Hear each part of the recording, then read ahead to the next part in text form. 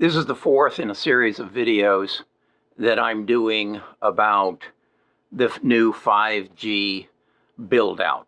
I'm of the belief that once we get through the coronavirus, once we get through the civil unrest that we're dealing with on a daily basis, that our government is going to recognize that there's a lot of unemployed and there is a need to build out our infrastructure, and that includes roads, bridges, and potholes down the road, and our 5G infrastructure. And so I believe, much as they're pumping money in to keep people afloat and keep businesses afloat, that attitude is going to prevail, and we're going to have money to build out 5G. So I want to, and the way I invest is I try to react on what I think is going to happen in the future. I don't give a lot of credibility to this quarter's profit reports or our projections for the next quarter. I'm instead looking at what just happened last night on the news, and how is that going to affect the stock market, and how can I profit off of it? Not so much tomorrow or the next day, although the coronavirus has presented some wonderful opportunities for very quick returns from some of the stocks that I've bought, like Disney and Valero and American Express and McDonald's, as they were depressed and they came back. But this is more of a longer play. I believe before the end of the year, second or third quarter, we're going to see some money going directly to building out 5G. And I want to have some investment, some ownership of the companies that are going to benefit. Thus far, I've done a video on Marvel and then on Ericsson. Two different categories, but both within 5G. Today, I want to talk about Crown Castle. I'm a little embarrassed to tell you that one of the members of my tribe, our tribe, bestofusinvestors.com, had written me and said, about a month ago, and said, look at Crown Castle. And if you don't know what the Best of Us tribe is, if you'll go to bestofusinvestors.com, you'll find a way to register, and you'll get mailings from me and sharing a little more in-depth information. And then we, as a group, right now there's around 4,000 of us, we share ideas. And one of the tribe members shared Crown Castle about a month ago. I looked at it initially, and I saw it was a real estate investment trust, and I said, I'm not interested. So as I was doing more general research on 5G development, Crown Castle came up again. And what I realized, and what I've come to conclude, they are a real estate investment trust, because they go out and buy real estate and then build towers and put the antennas that move our wireless information around the country. They currently have 40,000 cell towers and 80,000 miles of fiber under the ground, connecting those towers and connecting us to the internet. As I dug in deeper, I found out they generate from these towers. What they do is they rent space on the towers. It's kind of almost like a motel or a hotel. They rent space on the towers to the AT&Ts, the Verizons, the four big providers, T-Mobile. And so every month they get a check from these people for having their antennas on Crown's towers. So that's what I love. I love mailbox checks. So they're renting these, and last year that generated $5.69 billion in revenue. Their gross profits are 39%. Their net profits after expenses is 16%, giving them a profit last year of $548 million. That's a good program. Now, what even makes this more exciting is that 5G, if you understand 5G, it uses a lower bandwidth. And as a result of that, it can't its signals can't penetrate buildings. It can't go around buildings like 4G does. So you have to have more towers strategically located.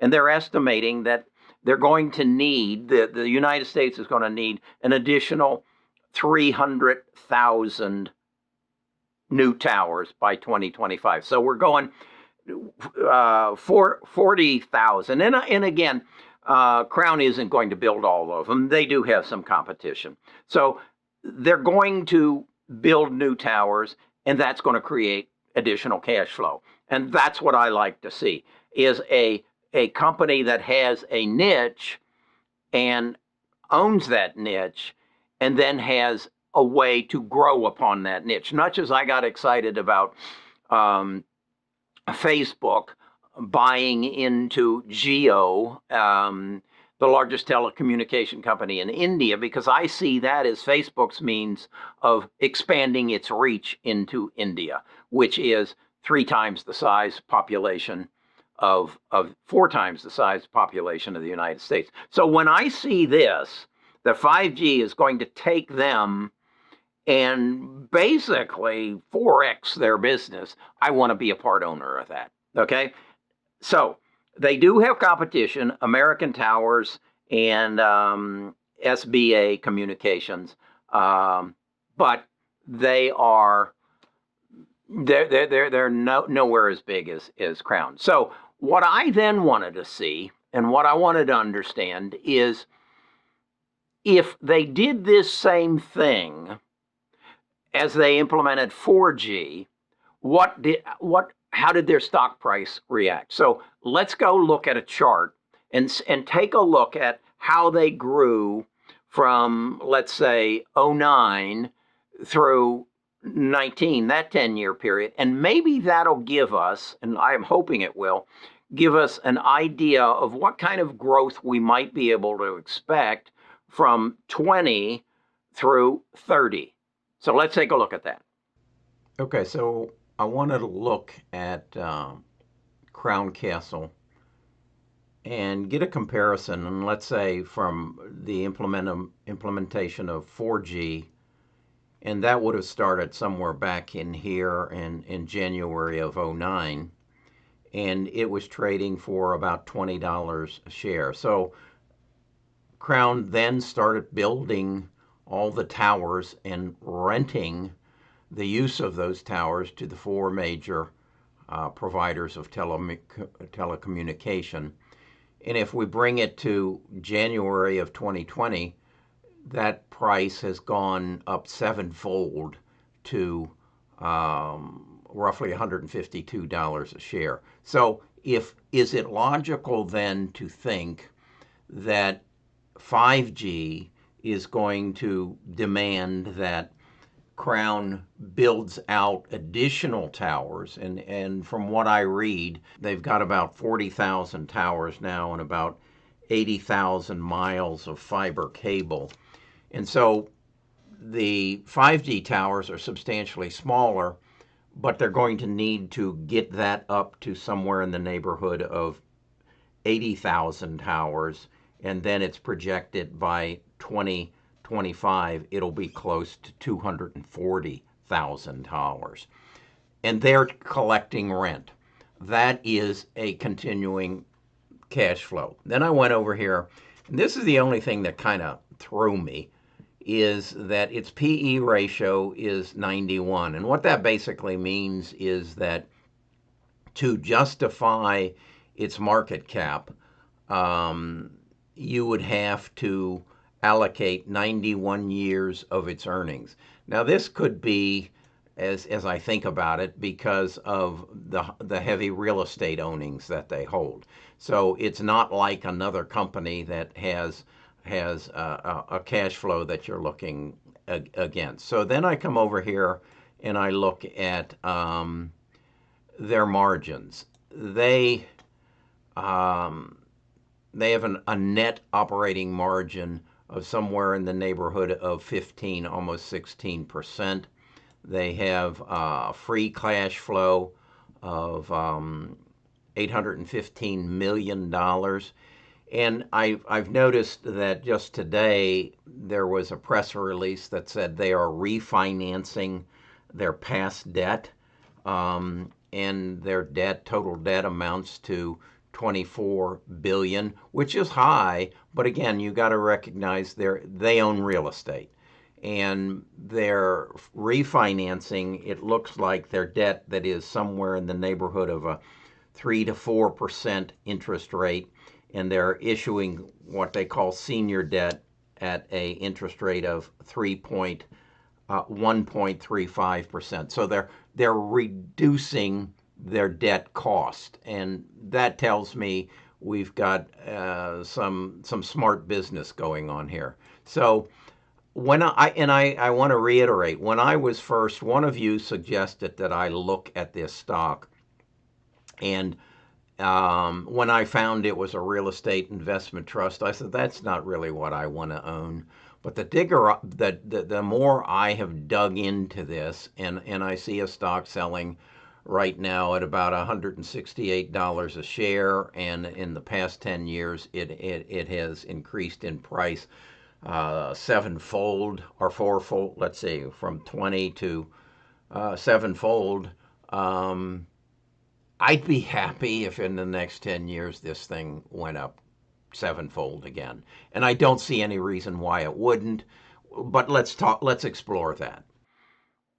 Okay, so that's pretty strong. And again, I want to emphasize this is a cash flow business. This is not we'll build it and we'll sell you the part and then we're done.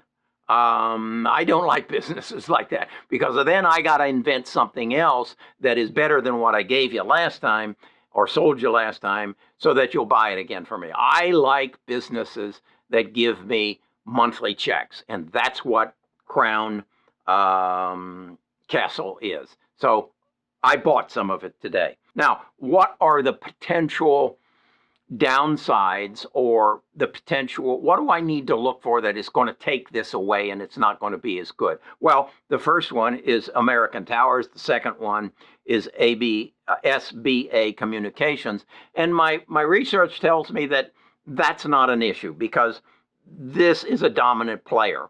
This is like Kmart trying to compete with Walmart. It doesn't work out.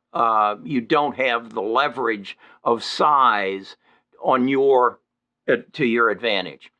The other issue I wanted to address is I'm seeing Elon Musk and Jeff Bezos throwing a bunch of satellites into the air that are going to make internet available in some parts of the world where it's not available. I'm also seeing Google has a program, I think it's called Google Flight, where they put up helium balloons that have satellites that make internet available. So my thought was, could those satellites or could those balloon situations replace the need for these towers? And my research says no, that although these in the sky antennas work, they don't have the capability to deliver with the speed, and they don't have the ability to eliminate the latency. And latency is that little spinning wheel that says there's too many people on this bandwidth and you got to wait your turn to get the video you want to see. So that is not an issue. Now, is there a possibility that a better technology will come around within the next 10 years? Yes, there certainly is. And that's one of the reasons I want to maintain my Google alerts on this stock. So if some threat comes down the pipeline, I'm aware of it. And therefore, as an owner of this company, I can see how my company is reacting to this threat and then decide if I want to buy, sell, or hold. So that's what a good investor is. And again, I want to emphasize that if you're not a part of bestofUsinvestors.com, you're not a part of the tribe, come join the tribe. While you're at the website, you're going to see my shop. And in my shop, I sell hats. The hat is so that if you're walking down the street and you come in contact with another tribe member, you have a way of identifying them. And then if you're in a Starbucks drinking your coffee and you're drinking from a cup, you have a way to identify them. And why do you want to identify them? Because our purpose is not so much, our purpose is to be of a mindset of common minds, and we can learn from each other. I envy Jeff Bezos, that he can sit down with a group of people who may not be as smart as him, or maybe even are smarter, and exchange ideas and learn from each other. Just like if I hadn't had this channel, I would not be knowledgeable of Crown Castle. I would not have. It would not be on my horizon. The other thing that I really enjoy about this is I'm making a bunch of money because of the interchange that I'm having with you. I'm focusing on it.